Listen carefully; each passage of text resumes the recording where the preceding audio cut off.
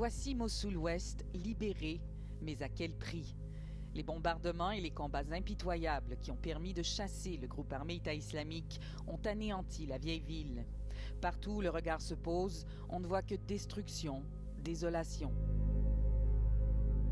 Ici et là dans les décombres, on retrouve encore quelques traces de l'emprise exercée sur la ville et sa population pendant près de 3 ans par le groupe. Des graffitis sur les commerces, des corps laissés derrière des combattants qui se sont âprement battus dans leur dernier retranchement. La grande mosquée Al-Nouri, celle-là même où le dirigeant de l'EI, Aboubacar el-Baghdadi, a été vu pour la seule et unique fois s'auto-proclamant calife d'un État islamique, elle aussi détruite. Mais ici, ce sont les djihadistes en fuite qui l'ont bourré de charges explosives et anéanti. C'est à la police fédérale irakienne, une force militarisée, qu'il revient de patrouiller et sécuriser les quartiers de la ville. Une tâche qu'il partage avec des milices populaires, arpentant les quartiers déserts.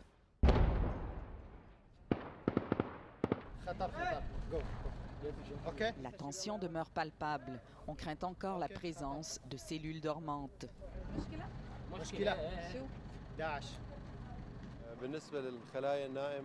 Nous savons que des cellules dormantes sont toujours là, mais ces cellules ne peuvent pas bouger. Si quelqu'un bouge, il sera arrêté et jugé. Les policiers doivent aussi procéder au déminage de la ville, une tâche colossale et délicate. Nous avons nettoyé la moitié du territoire dont nous sommes responsables. Tout sera nettoyé et la population civile pourra revenir chez elle avant la fin septembre. Une estimation pour le moins optimiste. En réalité, ça pourrait bien prendre une dizaine d'années avant d'éliminer tous les traquenards et explosifs enfouis sur le territoire de Mossoul. Dans cette maison partiellement détruite par un bombardement, une unité de la police a fait une découverte inquiétante. Les voitures piégées comme celle-ci sont au cœur de la stratégie de combat de l'EI et elles ont permis au groupe d'infliger de lourdes pertes aux soldats irakiens. Le colonel devra la désamorcer sur place une fois que nous aurons quitté les lieux. Vous ne trouverez personne comme le groupe État islamique dans le monde. Ils font des choses que même le diable ne ferait pas. Nous avons lu sur l'histoire des Tatars et des Mongols et ce qu'ils utilisaient pour décapiter les gens. Ces combattants de l'EI représentent le pire de l'humanité à travers les temps.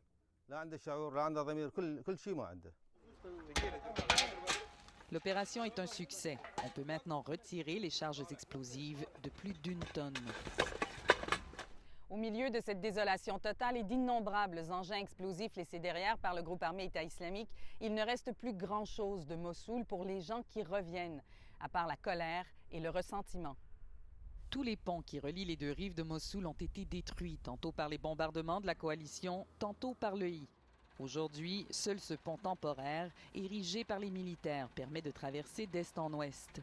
C'est ce qui permet à Radji et sa famille de revenir chez eux, dans la partie ouest de Mossoul, qu'ils ont fui à la hâte quand les combats se sont rapprochés de leur quartier.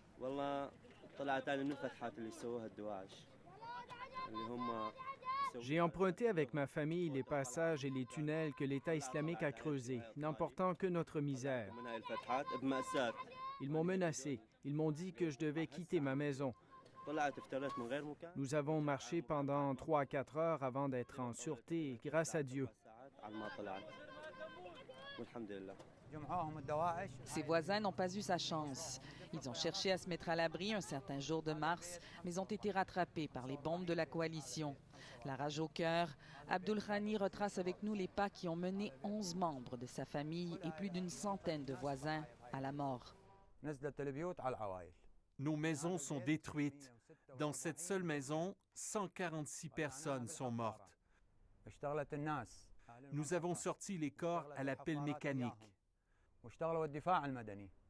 Ce sont des gens du quartier avec la défense civile qui ont aidé à sortir les corps. Sa famille et lui ont pu se rendre un peu plus loin alors que les combattants de l'EI tentaient de les retenir comme boucliers humains. Mais une autre bombe a frappé, emportant avec elle tous ses proches. J'ai perdu 11 membres de ma famille. ma femme, mon fils, 2 petites filles. Chez mes voisins, la mère et 2 des fils ont été tués. L'un était jeune marié, il laisse derrière lui une petite de 2 ans. Une 3e famille a perdu 4 personnes, les parents et 2 enfants. Qui va payer pour toutes ces pertes? Ce qui lui reste, ce sont l'amertume et la colère envers un gouvernement à qui il ne fait pas confiance. La libération de sa ville prend pour lui des airs de punition collective. Voilà le véritable crime. Et le plus grand des criminels, c'est le gouvernement irakien qui nous a abandonnés pendant 3 ans aux mains de Daesh. Il nous tuait, nous décapitait, coupait nos mains, et c'est seulement maintenant que le gouvernement vient nous libérer. Ce sont des sentiments que beaucoup partagent ici. La vie reprend ses droits, mais quelle vie? Depuis 2015, les habitants de Mossoul qui recevaient un salaire du gouvernement de Bagdad se sont vus couper les vivres et l'argent, les emplois tardent à venir. Nous n'avons pas de salaire, rien pour survivre. Une pierre pleurerait face à notre situation. Je parle aux autorités, je me suis enregistrée, mais il ne se passe rien. Nous n'avons rien. Nous pensions être libérés et que ça irait mieux, mais rien n'est mieux. Ne vous fâchez pas, mais c'était mieux avec l'EI, parce qu'ils avaient de la compassion pour nous. Nous n'avons pas d'électricité, pas d'eau, rien à manger. Il n'y a rien. Ça ne veut pas dire qu'on pardonne tout à l'EI. Abdul Ghani se garde une partie de sa colère pour ses voisins, ceux qui se sont joints à Daesh, comme il les appelle. Ils sont partout, dans les marchés, dans les rues, dans les mosquées, à notre travail. Ils nous ont surveillés, nous ont forcés à agir comme ils le voulaient. Si on désobéissait, on était décapités. C'était très facile pour eux. Dieu respecte les êtres humains, mais en un clin d'œil, eux pouvaient nous tuer.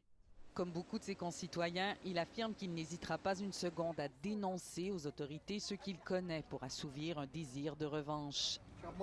C'est ce qui est arrivé à ce jeune homme de 17 ans, maintenant entre les mains de la police fédérale. C'est son ami qui a alerté les policiers pour qu'ils viennent l'arrêter.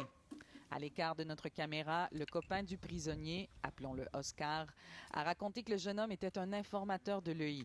Il l'avait menacé à plusieurs reprises parce qu'il refusait de se joindre au groupe. Le gouvernement irakien évalue les coûts de la reconstruction de Mossoul à 100 milliards de dollars américains.